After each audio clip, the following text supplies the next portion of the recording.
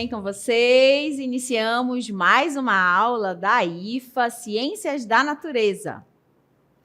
Eu sou a professora Yara Graça, professora de Química, que vai acompanhar vocês na aula de hoje.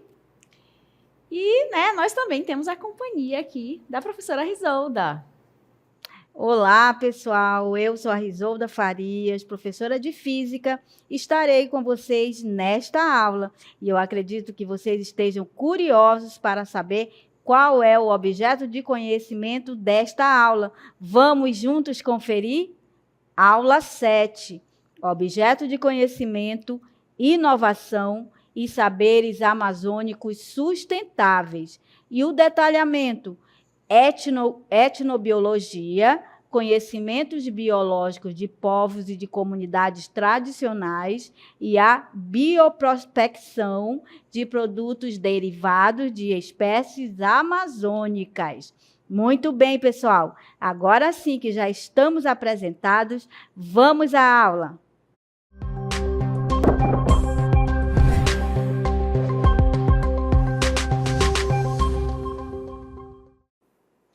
Olha só, Yara, olha onde nós estamos, hein? Verdade, um lugar lindo. Isso. Que eu nunca estive, a primeira vez. Eu também, a primeira vez. Então, somos nós duas a primeira vez. É verdade. Então, a gente está nesse campo, Isso. cheio dessa espécie aqui, muito famosa na nossa região. É verdade. Que é o guaraná, Então, Isso. aqui a gente inicia a aula de hoje reforçando a importância da nossa cultura, dos saberes amazônicos, e do conceito de etnobiologia, que é um conceito que envolve justamente todos esses saberes. Isso mesmo. E trago para você nosso questionamento desta aula. Você sabia que plantas, animais e micro-organismos da Amazônia podem conter substâncias capazes de curar doenças ou criar novos produtos? Esse é o nosso primeiro questionamento. Já o segundo: como vocês acham que cientistas descobrem e usam essas substâncias? E aí, Yara? Pois é, Olha, duas perguntas bem interessantes para a gente pensar um pouquinho, Pensar sobre essas substâncias da nossa região, dessa região tão rica, tanto em animais quanto, nos vegetais. E aí observar que ela não é rica apenas dos saberes tradicionais, mas que já existe muita pesquisa científica, muitas descobertas e substâncias já são aplicadas, por exemplo, em medicamentos, substâncias que foram extraídas aqui da nossa região. E não só medicamentos, Por exemplo, o guaraná, conhecido hoje mundialmente, como uma bebida muito conhecida, muito famosa ali dentro dos refrigerantes, Então, esse frutinho aqui, ele é retirado e utilizado aí a sua bioprospecção, E utilizado, por exemplo, para essa produção com esse fim. Isso é só um dos exemplos, que nós temos dessas substâncias. E para, a gente caminhar aqui na nossa aula, vamos apresentar as ODSs da aula de hoje, lembrando, que uma ODS são os Objetivos de Desenvolvimento Sustentável. E aí, quais são as ODSs, professora? Olha só, nós temos, na aula de hoje, está envolvida aí com a 3, Saúde e Bem-Estar, 9, Indústria, Inovação e a Infraestrutura, e a 12, Consumo e Produção Responsáveis. Mas agora a gente pode entender o seguinte, que a 3, Yara, qual é o objetivo 3? Saúde e bem-estar, visa garantir uma vida saudável e promover o bem-estar para todas as pessoas em todas as idades. E a ODS 9... Isso, a ODS 9, ela já fala da indústria, inovação e infraestrutura, e aí ela, exige esse objetivo que a bioprospecção promova inovação científica e tecnológica, resultando em novos produtos, sendo eles farmacêuticos, cosméticos e biotecnológicos. Isso, e já a ODS 12 diz o seguinte, consumo e produção responsáveis, promove o uso sustentável dos recursos naturais, evitando a exploração predatória, Destaca a importância de coleta responsável e o desenvolvimento sustentável de produtos bioativos. Muito bem, olha só, são 3 muito importantes para esta aula. Mas com base nisso, com essa nossa ideia que estamos aqui, não é, Yara? Qual é a definição aí da etnobiologia? Olha aí. Isso, né? Então, a etnobiologia é o estudo dos saberes tradicionais de povos e comunidades sobre a vida e o ambiente, analisando as relações entre seres humanos e os demais seres vivos e o mundo natural, professora Risolda. Olha só, existe uma ciência que estuda os saberes tradicionais, né? Às vezes a gente pensa ali que esses saberes, assim, são coisas, né, muito simples, apenas ali de uma determinada comunidade, e não é bem assim, gente. Isso faz parte da cultura de um povo e que não pode morrer, né, não pode deixar de existir assim, dessa forma. Então, por esse motivo, existe, né, essa ciência aqui dentro da biologia, que é a etnobiologia. Isso mesmo. E ela, né, Yara, é tão importante que é o estudo das interações entre seres humanos, a natureza e a biodiversidade.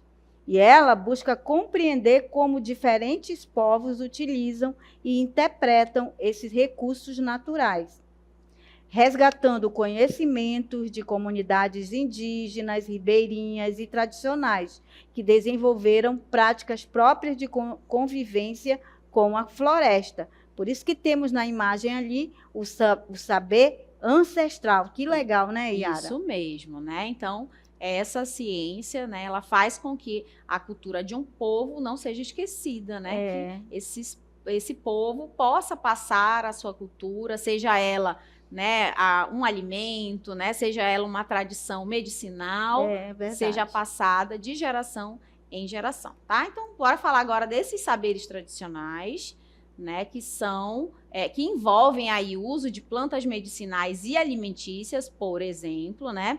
Também técnicas de manejo sustentável da floresta e a transmissão oral desse conhecimento entre gerações. A ideia, né, dessa transmissão oral é que às vezes acaba se perdendo, né?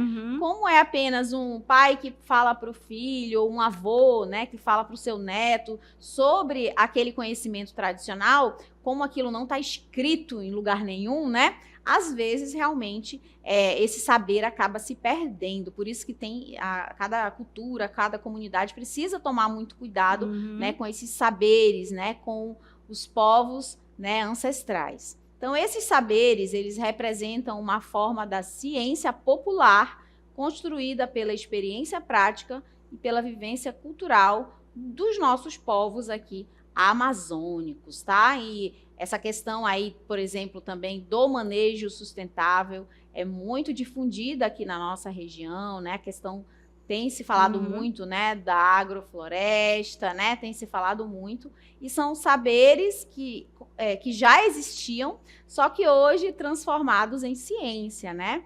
Então, esses saberes vêm sendo passados aí de geração em geração. E Yara, Yara e estudantes, vocês perceberam aí como os 2 questionamentos refletem muito bem na definição que nós falamos aqui, porque um daqueles questionamentos envolvia o quê?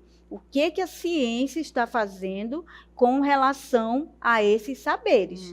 Então, vocês puderam perceber que existem várias plantações que, muitas vezes, os cientistas estão colocando, né, na indústria. Isso mesmo. Como, no caso, tem uma planta, né, o anador, né, que se transformou em pílula. E isso é a bioprospecção, que é o que a gente vai já falar daqui a pouquinho, né? Essa extração aí da indústria, a utilização desse recurso natural, ou animal, vegetal, ou animal, né?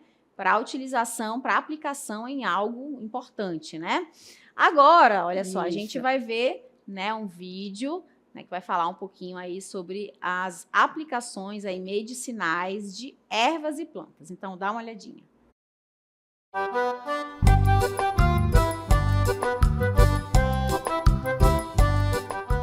Aqui na banca a gente vende de tudo um pouco. né? Porque o pessoal procura produtos diversificados. Então, produtos que o pessoal procura em outros cantos que não encontram, o pessoal acaba vindo aqui no mercado, porque eles sabem que aqui no mercado a gente tem sempre um pouco de cada. Aqui a gente vende de tudo um pouco, desde do mastruz, jambu, folha de banho, entendeu? Então, de tudo a gente vende um pouco, porque a nossa clientela é diversificada. A nossa clientela é diversificada, desde gente nova com pessoas de idade, né? Então, pessoas de idade, como já tem uma experiência vivida de outros tempos, então eles vêm, já vêm trazendo netos, filhos, que é para continuar essa tradição de estar tomando os chás, que geralmente, às vezes, a gente recomenda, né?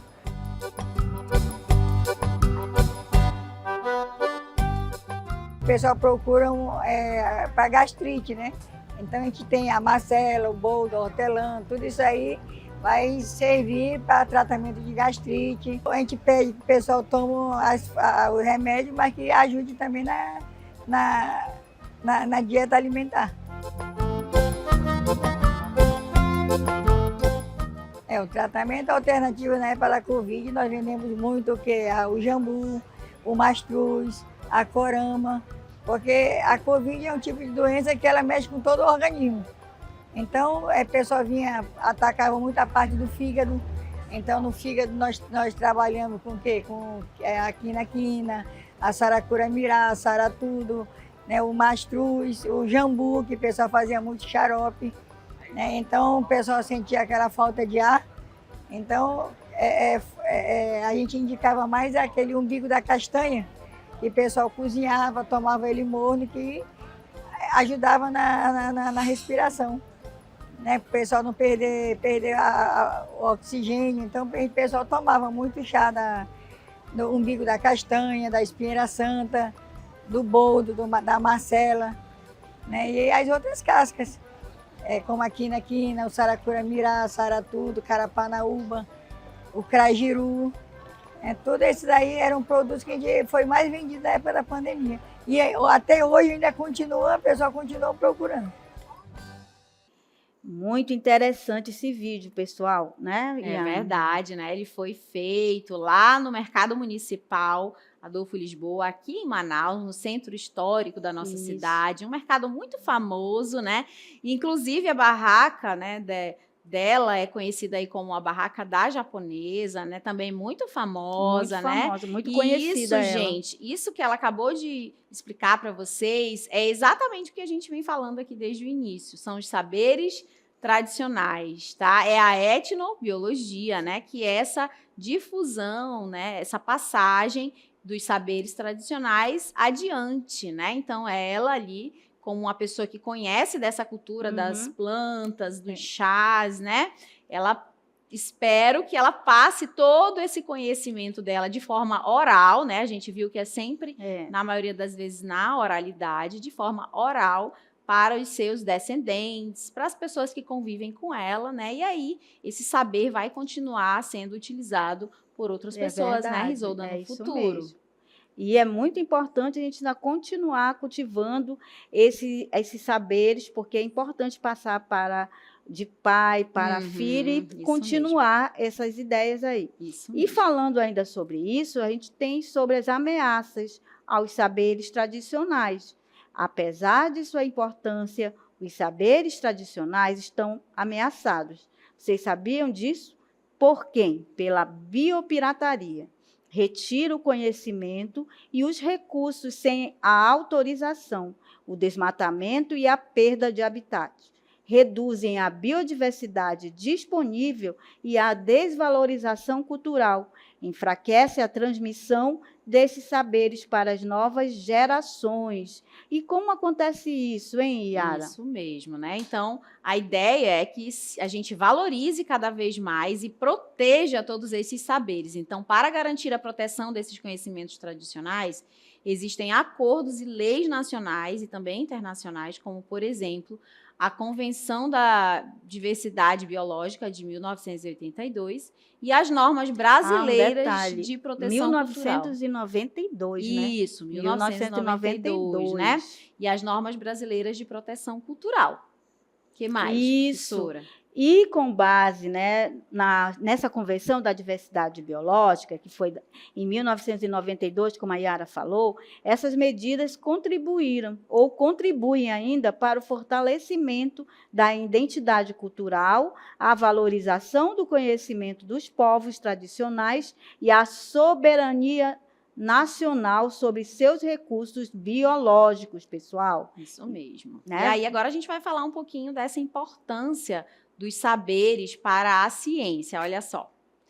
Então, olha, a etnobiologia ela é fundamental para a ciência moderna, pois ela inspira a criação de novos medicamentos a partir das plantas da floresta, além ainda de promover práticas de conservação da biodiversidade.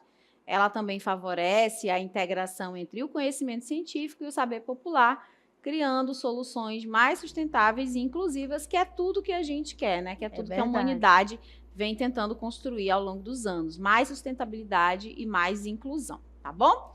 Agora a gente vai avançar aí um pouquinho, falando, né, do outro tópico da aula de hoje, que é a bioprospecção. A gente está falando dos saberes, né, que eles precisam ser difundidos, e espalhados e disseminados, e a gente vai entender por quê, né? Então, o que é? Primeiro o conceito. O que é a bioprospecção?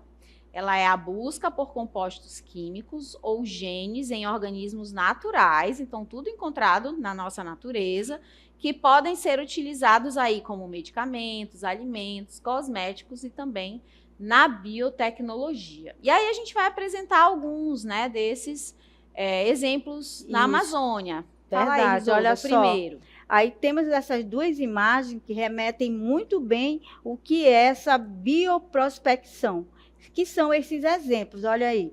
Plantas medicinais da Amazônia, como o jaborandi, usada em colírios. Vocês sabiam disso? Quem usa colírio, um deles, o maior exemplo é esse aí, exemplo de bioprospecção, que são essas plantas medicinais da Amazônia. Aí você tem aí aquela imagem que nos mostrou lá, que é utilizado muito em colírio. Isso mesmo, né? Então, ali do jaborandi, né, daquela planta, retira-se algumas substâncias e aí se utiliza essas substâncias. Nem sempre precisa ser na forma natural, mas, né, a indústria farmacêutica, no caso, como é um colírio, né, pegou uma substância ali que estava no jaborandi e sintetizou em laboratório, só que ela teve como parâmetro, como exemplo, né, o jaborandi, a substância presente lá. E aí ela pode sintetizar essa substância em laboratório e produzir, por exemplo, o colírio, tá bom? Bora para mais um exemplo, olha só. Temos os micro-organismos que produzem enzimas industriais ou então os antibióticos. E aí a gente trouxe, né, Isolda, uma professora, né, de biologia para falar para a gente um pouquinho mais sobre o que é um micro-organismo, né, e qual a importância deles, tá bom? Então bora dar uma olhadinha no vídeo agora. Olá, sou a professora Andressa Primavera, de Biologia, e nós vamos falar um pouco sobre micro-organismos. Você certamente já ouviu falar sobre bactérias, fungos, leveduras, são essas que nós estamos falando então. Bom, os micro-organismos, eles são organismos vivos, mas muito pequenos que só podem ser enxergados com a ajuda do microscópio. E apesar da gente achar que eles só servem para causar doenças, o papel deles na ecologia, na biologia, na natureza de forma geral, vai muito além. Eles trazem para nós muitos benefícios, inclusive até mesmo econômicos. Bom, a gente vai começar falando, exemplificando as bactérias que são as mais conhecidas. Nós temos aí alguns exemplos que são as Streptomyces. Bom, as Streptomyces, elas podem produzir substâncias que vão servir como antibióticos, ou seja, vão atuar no combate a outras bactérias que essas sim causariam doenças. Então, elas podem aí servir para a produção de streptomicina, tetraciclina e eritromicina, que são antibióticos usados no combate de doenças. Elas são muito estudadas na bioprospecção para novos fármacos. A gente tem outro tipo de bactérias também, do tipo bacilos. Elas vão produzir enzimas industriais como amilases, proteases, lipases, que são usados em detergentes, na indústria alimentícia e também na biotecnologia. Nós temos ainda as pseudomonas, que vão produzir enzimas, Também vão atuar aí como biopolímeros e alguns antibióticos. A aplicação delas pode ser, por exemplo, na biorremediação e processos industriais. Então, elas vão produzir substâncias que vão trazer aí benefícios também na indústria. Bom, a gente tem ainda os fungos, que também são micro-organismos, apesar de alguns deles nós conhecemos, vemos visualmente como cogumelos, mas existem aqueles que são microscópicos. Aí a gente vai exemplificar o penicillium, que é um tipo de fungo que vai produzir a penicilina, também é um tipo de antibiótico. Ele é usado também em fermentações alimentares, então esse fungo ele pode sim ser utilizado na indústria alimentícia. Temos ainda o Aspergillus niger. Ele vai produzir enzimas industriais como amilases, pectinases e lipases, que são amplamente utilizados nas indústrias alimentícias, têxtil e farmacêutica, ou seja, vai ser utilizado ali para a produção de tecidos. Temos ainda o tricoderma, que produz celulases e quitinases, úteis na indústria de papel, detergentes e biocontrole de pragas. Bom, a gente fala ainda, dentro dos micro-organismos, também das leveduras. Aí a gente tem como exemplo a Saccharomyces cerevisiae, que vai produzir enzimas, vitaminas e também vai atuar na produção do bioetanol. Ela é bastante utilizada na panificação, na fermentação alcoólica e biotecnologia industrial. Então, se você come um pãozinho todo dia, saiba que a Saccharomyces cerevisiae ela está atuando ali na fermentação daquele pão e também na produção de bebidas alcoólicas como a cerveja. Temos ainda outro tipo de levedura, que é a Pichia pastores, e ela é usada aí na produção de proteínas recombinantes e enzimas industriais. Bom, então você viu aí uma diversidade de micro-organismos e também uma diversidade de utilização, daquelas substâncias que esses micro-organismos podem produzir. Então, eles não trazem apenas doenças ou malefícios para a saúde humana e, muito pelo contrário, eles podem, nos favorecer em diversos aspectos. Então, agora você já sabe dessa informação. Muito legal, né, Yara? Verdade. Muito obrigada, professora Andressa, pela brilhante explanação aí do vídeo para mostrar para os estudantes como esses micro-organismos fazem parte também, para melhorar a saúde e também com outras tecnologias aí, Yara? Isso mesmo. E você aí achando que bactéria só dava doença, Pois é. E não é bem assim, Tem as aplicações positivas também dos fungos e das bactérias. Obrigada, professora Andressa, foi muito bom. Foi maravilhoso, o vídeo. Agora a gente vai continuar falando dos exemplos de bioprospecção. Os fungos e as bactérias também foram exemplos, que a gente acabou de ver. E agora, a gente observa aqui os animais com substâncias bioativas, como é o caso, como anfíbios e com compostos antimicrobianos, tá? E aí, a gente agora vai apresentar alguns desses animais, A gente já falou das plantas, dos micro-organismos e alguns desses animais aqui, que estão ao nosso redor. Nós estamos aí, vocês estão percebendo que estamos aí no meio de vários animais, insetos. Isso aqui que a gente está mostrando para vocês é de forma didática, tá? Então, isso aqui é para você perceber e observar como esses insetos, pássaros, anfíbios, animais, eles fazem parte da nossa sociedade, da nossa natureza. Claro que cada um na sua função, cada um no seu local mesmo. Aqui é só para você entender de forma didática, Yara? Isso mesmo, Então, não pensem assim, as professoras estão ali com o morcego, estão ali com os animais. Não, é só para vocês entenderem o que é cada um, Yara? Isso mesmo. A gente vai começar falando aí dos anfíbios, Sapos e rãs da Amazônia, Eles produzem peptídeos antimicrobianos e toxinas que podem ser usados, por exemplo, como antibióticos, analgésicos ou então como coagulantes, E a principal aí aplicação é o desenvolvimento de fármacos, de remédios contra infecções e doenças resistentes aos antibióticos. Isso. Aí você percebe... sapinho ali, ó, olha o aí, sapinho, ó. né? Vejam, isso, olha lá. Aí, quando a Yara explicou aí dos sapinhos, você percebeu também que do meu lado aqui, ó, tem o quê?